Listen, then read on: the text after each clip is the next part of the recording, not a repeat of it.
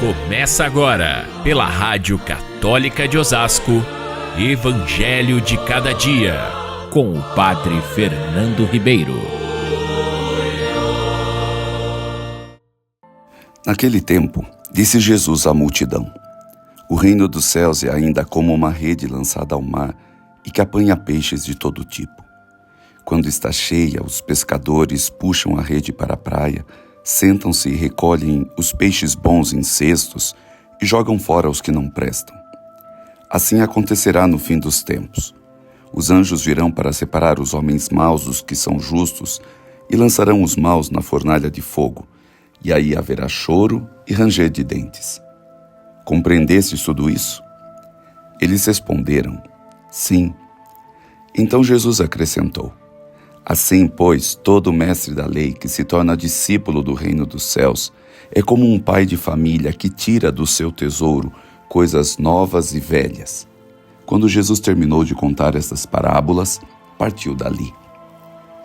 Caríssimos irmãos e irmãs, ouvintes do Evangelho de Cada Dia, ouvimos nesses últimos dias a leitura do capítulo 13 do Evangelho de São Mateus, que nos narra as parábolas do reino contadas por nosso Senhor Jesus Cristo para nos explicar os mistérios de Deus, os mistérios do reino, os mistérios da igreja. E hoje chegamos então ao fim dessa série de parábolas que nosso Senhor Jesus Cristo nos contou, comparando o reino de Deus a muitas realidades próprias do cotidiano dos homens e das mulheres, para que todos pudessem compreender, ao menos um pouco, ao menos em parte, os mistérios do reino de Deus.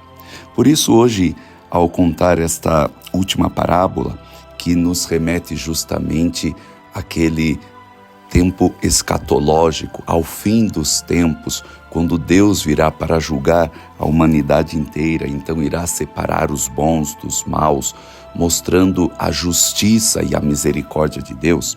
Então Jesus conclui perguntando para todos os seus discípulos ouvintes: Compreendestes tudo isso? Eles respondem: Sim. Grande graça, irmão e irmã, é para todos nós quando, depois das explicações dos mistérios de Deus, nós podemos, ao menos, vencer um pouco da nossa ignorância e crescermos nessa compreensão dos mistérios de Deus. Então, nosso Senhor Jesus Cristo conclui dizendo assim: Assim, todo mestre da lei que se torna discípulo do reino do céu é como um pai de família que tira do seu tesouro coisas novas e velhas. Essa graça que nós temos de ouvirmos a palavra de Deus cotidianamente, de podermos meditar, nos permite justamente essa experiência que Jesus nos fala no Evangelho de hoje. Tirar sempre deste mesmo tesouro, que é a Sagrada Escritura, que é a Sagrada Tradição, a revelação que Deus nos faz, podemos tirar sempre coisas antigas e novas. Antigas, irmãos e irmãs, porque nós permanecemos sempre muito fiéis àquela interpretação que a própria Igreja faz ao longo de todos os séculos da Sagrada Escritura. Mas nova porque cada vez que nós lemos, cada vez que nós ouvimos, quando nós meditamos o Evangelho parece sempre estar sendo pregado, não é, pela primeira vez a nós e vai nos iluminando em cada situação concreta da nossa vida. Por isso, na prática, o Evangelho sempre nos ilumina para este momento presente, para o dia de hoje, de modo que o Evangelho parece estar sendo pregado sempre para cada ocasião específica e nova da nossa vida.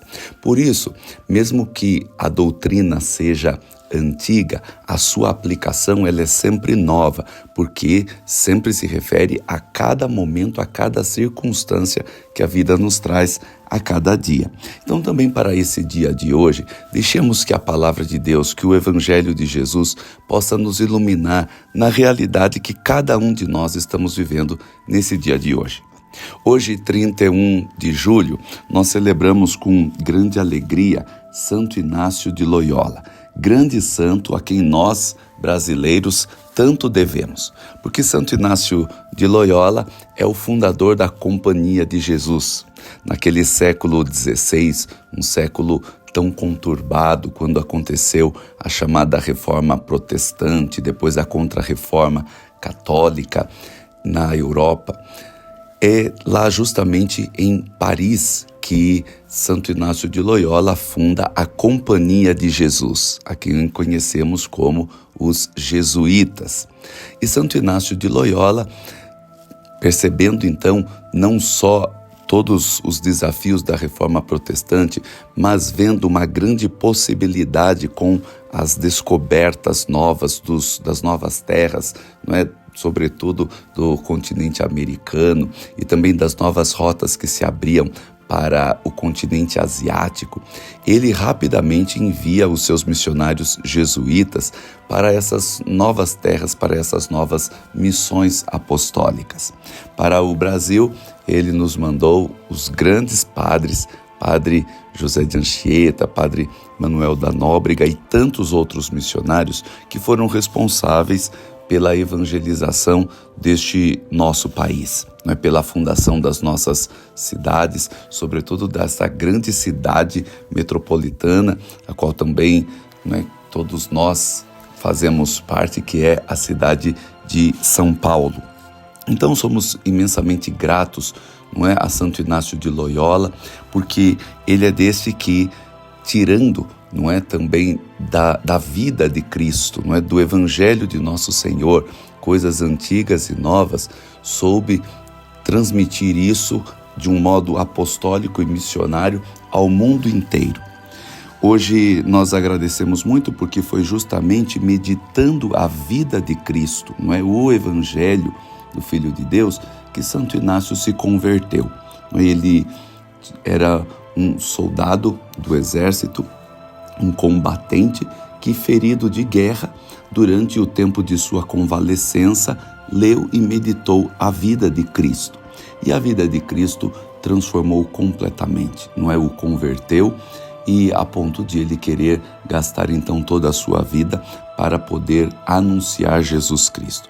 Então também nós que diariamente meditamos a vida de Cristo, ouvindo o Santo Evangelho, possamos também, irmãos e irmãs, cada dia buscar essa graça da conversão do nosso coração e tirar sempre coisas novas da vida de nosso Senhor Jesus Cristo, que é o mesmo ontem, hoje e sempre.